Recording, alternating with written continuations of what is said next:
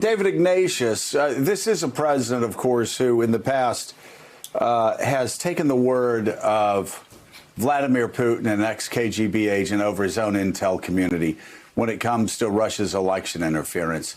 But he backed down under pressure, and he's allowed the intel community to continue to do their jobs. And they've reported dutifully to Congress over the past several years that the Russians are still trying to interfere with our elections. And in fact, most of them call it the greatest threat to American democracy that we have.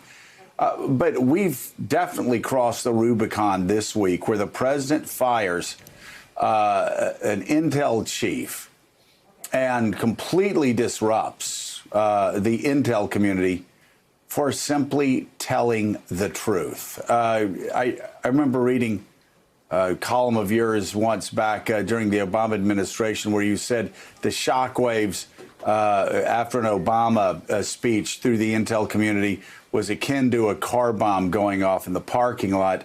I would guess this would be something far more significant this week.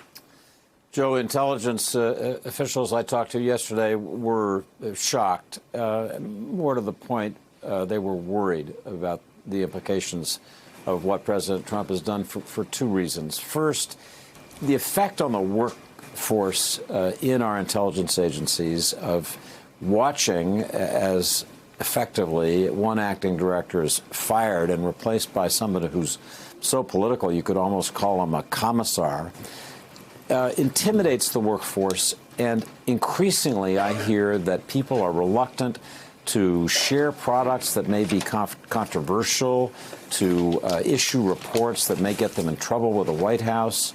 The intelligence agencies have asked not to give any public briefing this year on their assessment of threats to the United States for fear that President Trump might take exception to some things they might say about North Korea, about China, about other issues. So that there is a palpable sense of anxiety about their product. The second thing that people should worry about is what intelligence services overseas, which are our crucial partners, which form with us a web of collection, surveillance that helps keep Americans safe, will think as they see these changes at the top of the Directorate of National Intelligence, the British, the French, the Australians, all the services around the world. And I think that they're increasingly anxious that President Trump is putting in political people and threatening the professionalism of these services. So, Jeremy, as Ken reported in his piece for NBC News, he, quote, ODNI is nearing a meltdown. That's a second official that Ken and Andrea quote in their story. You've worked in the intelligence agencies. You know a lot of people in and around this story.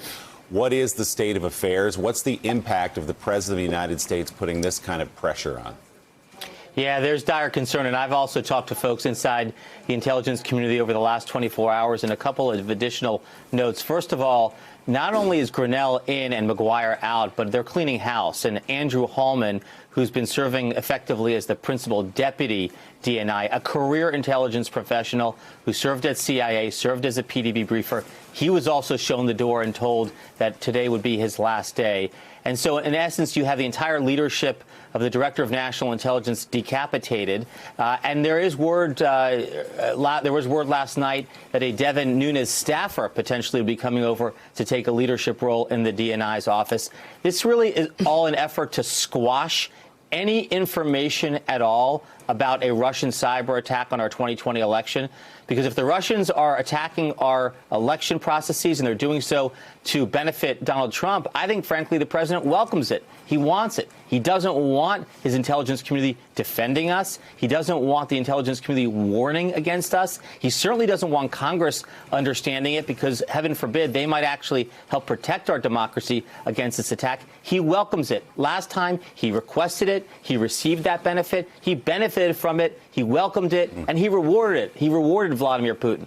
So this is nothing short of the president of the United States wanting this attack to occur. No question about it. And Hans, Jeremy raised the name Kash Patel. He's an aide to Congressman Devin Nunes, a former aide to Devin Nunes, a National Security Council official who worked to discredit the Russia probe over the last couple of years. Now appears he will be working with Richard Grenell, who will be acting DNI, at least for a while.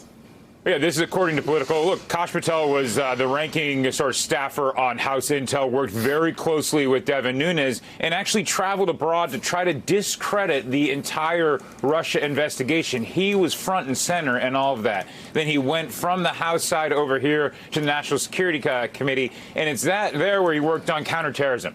From counterterrorism now, he's going to be in some unspecified role working for the ODNI, working with Richard Grenell. And, of course, there's a Nunes connection. You know, one thing when you talk to people close to the president, even his supporters, people that want to see him succeed, one thing they worry about is which aides, which associates that are close to the president can spin him up, can get him to air his grievances and act on his grievances, because the president is very aggrieved.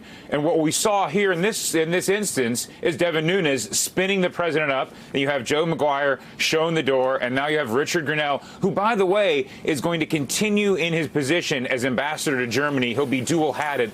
That's a heck of a commute, especially when you're thinking about what you have to do at ODNI, which is oversee those 17 different intelligence agencies. Guys? Thanks for checking out MSNBC on YouTube, and make sure you subscribe to stay up to date on the day's biggest stories. And you can click on any of the videos around us to watch more from Morning Joe and MSNBC. Thanks so much for watching.